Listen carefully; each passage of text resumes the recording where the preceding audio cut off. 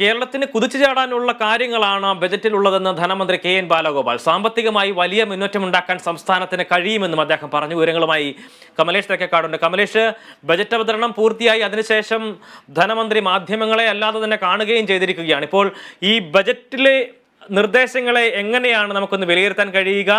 ധനമന്ത്രിയുടെ വിശദീകരണങ്ങൾ എങ്ങനെയൊക്കെയാണ്? ധനമന്ത്രി ഇപ്പോൾ ഈ ബജറ്റ് അവതരണത്തിന് ശേഷം വീണ്ടും മാധ്യമപ്രവർത്തകരെ കാണുകയാണ്. ഈ വേളയിലും വളരെ പ്രധാനമായി അദ്ദേഹം മുന്നോട്ട് വെക്കുന്ന ഒരു വിമർശനം എന്ന് പറയുന്നത് കേന്ദ്രത്തിനെതിരായ വിമർശനം തന്നെയാണ്. വലിയ നിലയിൽ സാമ്പത്തികമായി കേരളത്തെ ഞെരുക്കിക്കൊണ്ട് അതിന്റെ സമ്പദ്ഘടനയെ ആകെ തകർക്കുന്നതിന് വേണ്ടിയുള്ള ഒരു ഇടപെടലാണ് കേന്ദ്രത്തിന്റെ ഭാഗത്തു നിന്നും ഉണ്ടാകുന്നത്. പക്ഷേ അതോടൊപ്പം ഈ സംസ്ഥാനത്തിന് ന്യായമായി ലഭിക്കേണ്ടുന്ന കാര്യങ്ങൾ പോലും തടഞ്ഞു വെക്കുകയോ അല്ലെങ്കിൽ വൈകിപ്പിക്കുകയോ ഒക്കെ ചെയ്യുന്ന ഒരു സാഹചര്യമാണ് നിലവിലുള്ളത്. പക്ഷേ അങ്ങനെ തകർന്നു പോകാൻ സംസ്ഥാനത്തിന് കഴിയില്ല എന്നുള്ളത് കൊണ്ടാണ് ഒരു പ്ലാൻ ബിയെ കുറിച്ച് പോലും ഈ ബജറ്റിൽ പറയേണ്ടി വന്നത് എന്നതാണ് അദ്ദേഹം പറഞ്ഞിട്ടുള്ളത്. ഈ പ്ലാൻ ബിയിൽ എന്തൊക്കെ കാര്യങ്ങളാണ് വരിക എന്നത് സംബന്ധിച്ച് ഒരു അന്തിമ തീരുമാനമായിട്ടില്ല. പക്ഷേ നമുക്ക് തകർന്നു പോകാൻ കഴിയില്ല, അങ്ങനെ കൂട്ടാക്കാനാവില്ല എന്നുള്ളത് തന്നെയാണ് പറയുന്നത്. തകരില്ല, തളരില്ല, തകർക്കാനാവില്ല കേരളത്തെ എന്ന് ബജറ്റിലടക്കം പറഞ്ഞത് ഇത് മുൻനിർത്തിക്കൊണ്ടാണ് എന്ന് അദ്ദേഹം വീണ്ടും വിശദീകരിക്കുകയാണ്.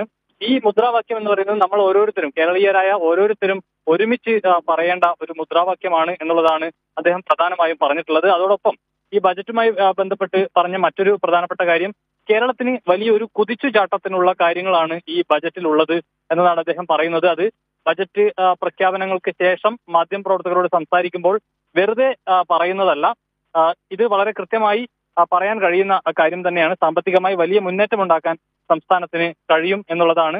നേരത്തെ തന്നെ, അതായത് വർഷങ്ങൾക്ക് മുമ്പ് അല്ലെങ്കിൽ പതിറ്റാണ്ടുകൾക്ക് മുൻപ് ഏർപ്പെടുത്തിയിട്ടുള്ള പല നികുതികളും ഇപ്പോഴും അതേ നിലയിൽ തന്നെ തുടരുന്ന സാഹചര്യമുണ്ട്.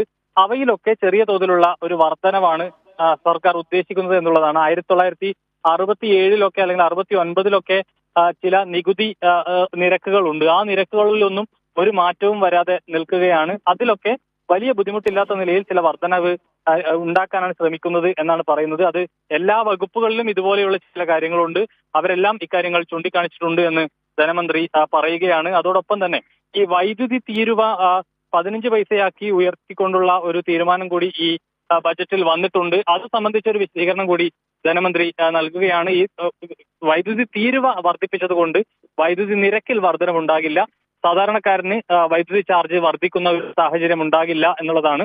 അത് വൈദ്യുതി ഉപയോഗിക്കുന്ന ആളുകളെ സംബന്ധിച്ചുള്ള ഒരു കാര്യമല്ല ഈ തീരുവ വർദ്ധിപ്പിക്കുന്നത് എന്നുള്ളതാണ് അദ്ദേഹം വിശദീകരിച്ചിട്ടുള്ളത്. അതുകൊണ്ട് തന്നെ വൈദ്യുതി നിരക്ക് വർദ്ധിക്കുമെന്ന ആശങ്ക ആർക്കും വേണ്ട എന്നുകൂടി അദ്ദേഹം പറയുകയാണ്. അതോടൊപ്പം ഈ സോളാർ മായി ബന്ധപ്പെട്ട വിഷയങ്ങൾ, അതായത് സോളാർ വൈദ്യുതി ഉപയോഗത്തെ അല്ലെങ്കിൽ ഉൽപാദനത്തെ ഒന്നും ഇത് ബാധിക്കുകയില്ല, അവർക്ക് ഇതിനകത്ത് ഒരു എക്സംഷൻ ഉണ്ട് എന്ന കാര്യം കൂടിയാണ് അദ്ദേഹം വ്യക്തമാക്കിയിട്ടുള്ളത്. ഏതായാലും ബജറ്റുമായി ബന്ധപ്പെട്ട മറ്റു കാര്യങ്ങളെല്ലാം അദ്ദേഹം തുടർന്നും സംസാരിക്കുകയാണ്.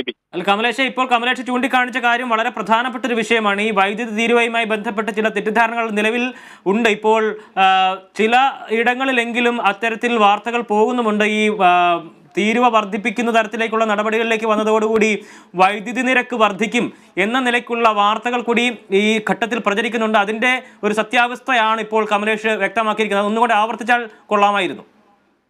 തീർച്ചയായും അങ്ങനെ ഒരു ആശങ്ക നമുക്കിടയിലും ഉണ്ടായിരുന്നു. അതിലൊരു ക്ലാരിഫൈ ചെയ്യേണ്ട ഒരു സാഹചര്യം ഉണ്ടായിരുന്നു. അതുകൊണ്ടാണ് ഇന്നിപ്പോൾ ധനമന്ത്രി സംസാരിക്കുമ്പോൾ ഇക്കാര്യം മാധ്യമപ്രവർത്തകർ എടുത്തു ചോദിച്ചത്.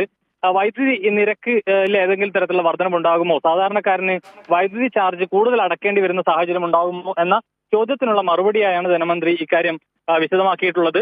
വൈദ്യുതി തീരുവയാണ് വർദ്ധിപ്പിച്ചിട്ടുള്ളത്, അത് വൈദ്യുതി നിരക്കിൽ വർധനവുണ്ടാകില്ല എന്നതാണ്. ഇത് പൊതുജനങ്ങൾക്ക് മേൽ വരുന്ന ഒരു സാഹചര്യമില്ല. ഇത് വൈദ്യുതി കമ്പനികൾ തമ്മിലുള്ള ഒരു ഇടപാടാണ് ഈ കാര്യത്തിൽ വരിക. അതായത് ഈ തീരുവ എന്ന് പറയുന്നത് വൈദ്യുതി നിരക്കിനെ നേരിട്ട് ബാധിക്കില്ല എന്നാണ് അദ്ദേഹം പറഞ്ഞിട്ടുള്ളത്.